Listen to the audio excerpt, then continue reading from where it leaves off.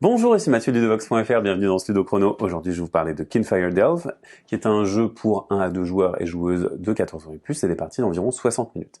C'est un jeu coopératif dans lequel on va essayer de vaincre un boss. On va donc descendre dans un puits qui est constitué d'une pioche de cartes, et on va tout simplement vaincre ce qui va se trouver à l'intérieur, traverser des épreuves et des obstacles pour essayer de trouver ce boss et de le battre avant qu'il ne soit trop tard, c'est-à-dire avant qu'on périsse et que notre santé n'atteigne 0. Alors, on a aussi d'autres façons de perdre, mais comme vous le voyez autour de moi, il y a plusieurs boîtes de Kinfire Delve. Ici, je vais vous expliquer avec Vainglory's Grotto, mais on a aussi Kalos' Lab et Scorn Stockade, qui vont pouvoir se jouer avec les mêmes règles, mais qui vont avoir des personnages différents, des boss différents, un paquet puits différent, et que vous pouvez même combiner. Vous pouvez jouer jusqu'à 4 en utilisant 2 boîtes. Voilà pour le but du jeu. Maintenant, vous voyez que on a des personnages. J'ai un personnage ici avec ma carte personnage et mon passif, une lanterne qui commence à décharger qu'on va pouvoir charger et utiliser pour faire des actions d'éclat, et un paquet de cartes avec tout simplement des synergies un petit peu particulières. Par exemple, mon allié ici, il va être fort à protéger, moi je vais être fort à rajouter des points de progression et à les manipuler, et on va piocher des cartes en fonction du nombre de joueurs. On va piocher un certain nombre de cartes. À 2 joueurs, ce sera 7 cartes pour chaque joueur. Et on est prêt à commencer à jouer. Donc on va avoir notre zone centrale ici qui va être constituée de la boss qui va se trouver ici et de 4 cartes qu'on va pouvoir résoudre. On va avoir des défis qui peuvent être des combats, des pièges, des énigmes, des obstacles ou alors des événements. Et ces événements, on va simplement choisir d'en appliquer l'effet au moment où on interagit avec la carte. Imaginons que ce soit à mon tour de jouer, je vais choisir l'une de ces 4 cartes et je vais interagir avec. Par exemple, je peux interagir avec cet orchestre que je vais essayer de combattre, parce que Vainglory est une méchante sirène et elle a un orchestre. Et donc vous voyez qu'ici, c'est une carte bleue, je dois donc jouer une carte bleue pour essayer d'interagir avec. Je vais également, si je remporte le défi, pouvoir avancer dans le puits de 3 cartes. Je vais donc prendre 3 cartes d'ici et venir les défausser dans cette défausse face cachée. Par contre, si je rate, si je ne mets pas assez de points de progression, le groupe subira 1 point de dégâts.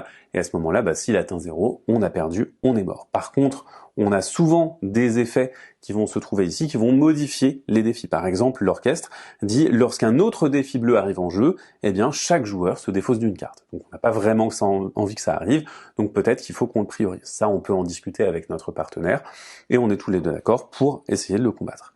Pour aller essayer de vaincre ce défi bleu, je dois jouer une carte qui est bleue. Vous voyez que cette carte, elle est et rouge et bleue, je vais donc avoir la possibilité de la jouer. Sur mes cartes, on va trouver donc 3 couleurs principales, le rouge, le bleu et le vert, et des cartes blanches qui sont des cartes joker. On va trouver également des symboles de progression, donc ici vous voyez que j'ai 2 points de progression qui vont être acquis, et des textes de capacité spéciale. Par exemple ici, +2 si vous relevez un défi sans point de progression. Il n'y a pas de point de progression ici, tout va bien. Je vais donc gagner tout simplement 2 points de progression en plus. On va pouvoir se soutenir, c'est-à-dire que mon partenaire, et même mes partenaires si on joue à 4, vont pouvoir jouer communément jusqu'à 2 cartes pour me soutenir. Mais dans ce cas-là, ils doivent jouer des cartes pour leur bandeau de soutien qui va se trouver en bas de la carte. Vous voyez que moi aussi j'ai des bandeaux de soutien. Certains ont des couleurs, certains vont être blancs, joker. Ici, le bandeau de soutien est vert et bleu, le défi est bleu et il peut donc me soutenir pour ce défi. De plus, la particularité de ce personnage, c'est de donner des boucliers qui permettent d'éviter de subir des dégâts quand on devrait en subir. On va ensuite lancer les dés. Et ces dés vont nous permettre d'avoir potentiellement des réussites supplémentaires. On va avoir 3 dés de couleurs, ces dés ils vont avoir les 3 couleurs. Pour chaque couleur qui correspond, on va gagner 1 point de progression supplémentaire. On a un dé qui est soit noir, soit blanc. En cas de noir, on n'a rien. En cas de blanc, on va gagner également une réussite supplémentaire. Et maintenant, on va également avoir le soutien qui va me rajouter 2. On va regarder le nombre de points de progression. On va le mesurer à ce qui se trouve sur le défi. Si on a 9 pour 8, on a réussi. Si on n'était pas parvenu, les points de progression auraient été stockés dessus en attendant qu'on y parvienne. Par contre, on aurait subi l'échec qui nous ferait perdre un point de vie. Là encore, ça peut être tempéré notamment par les boucliers que vous pouvez acquérir. Ici, on a donc réussi le défi. On va venir le défausser face visible et appliquer son effet de réussite. Et ici, il s'agit de descendre de 3 cartes dans le puits. On va donc prendre les 3 premières cartes du puits, les placer dans la défausse du puits face cachée, et ensuite, on aura appliqué son effet. Vous voyez qu'on a libéré un emplacement.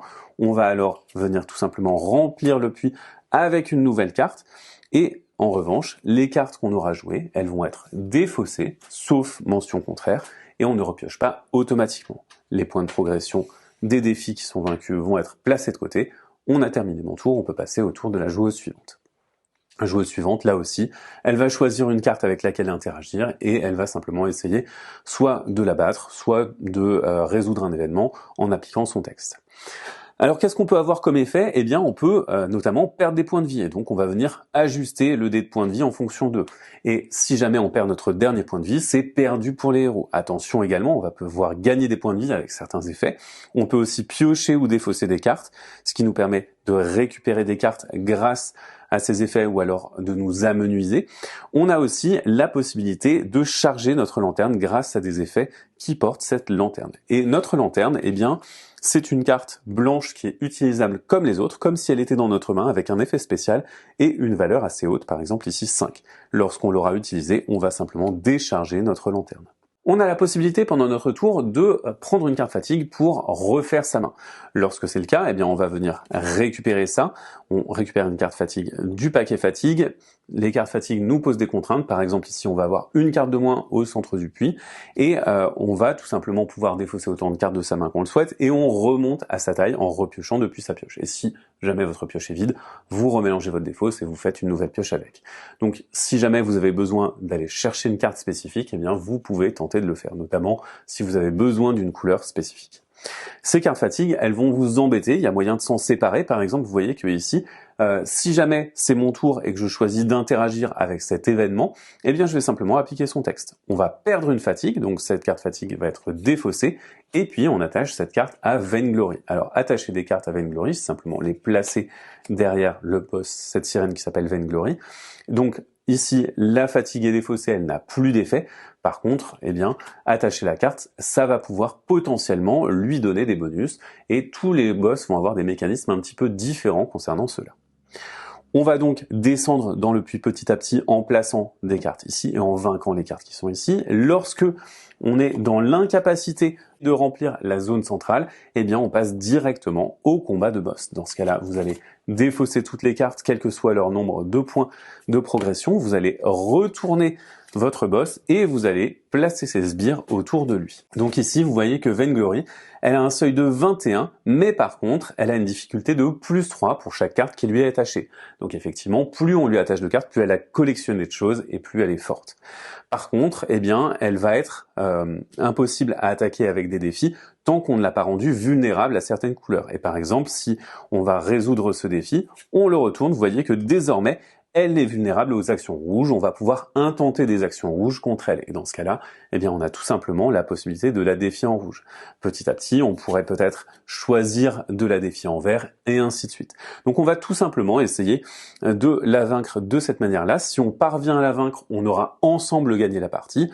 Par contre, si notre santé est malheureusement réduite à 0, eh bien la partie est perdue pour tous les joueurs. Comme vous l'aurez certainement compris, c'est un jeu qui se joue en solo ou à deux de façon principale. Si vous jouez en solo, vous commencerez avec une main à 8 cartes, vous compléterez à 8 cartes et vous pouvez vous soutenir vous-même. Voilà pour Kinfire Delve, qui est donc un jeu dans lequel vous allez essayer de descendre dans un donjon, un puits qui est constitué de cartes, à la recherche d'un boss, et vous allez devoir vous coordonner en descendant dans les ténèbres. Maintenant, à vous de jouer, à bientôt sur ludovox.fr.